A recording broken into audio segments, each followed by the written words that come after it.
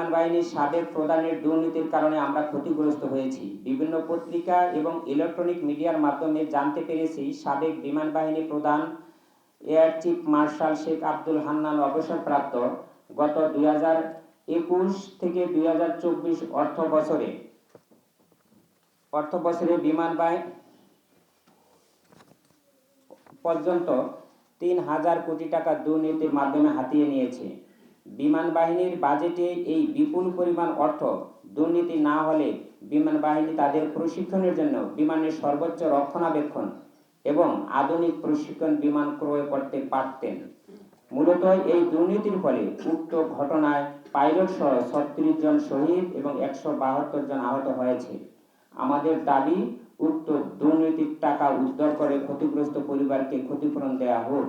এছাড়া milestone school কর্তৃপক্ষ building code অনুযায়ী বিল্ডিং না করার কারণে হতাহতের পরিমাণ বৃদ্ধি পাওয়ায় তাদেরকেও শাস্তি প্রদান এবং ক্ষতিপূরণ আদায় করার জন্য বিনীতভাবে অনুরোধ করছি। তাহলেই ক্ষতিগ্রস্ত পরিবার ন্যায় বিচার প্রাপ্তি হবেন।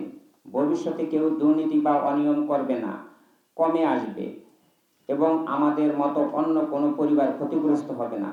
21 জুলাই 2025 তারিখে বাংলাদেশ বিমান বিধ্বস্তের কিছুদিন পর আমেরিকাতে একটি যুদ্ধ বিমান বিধ্বস্ত হয়।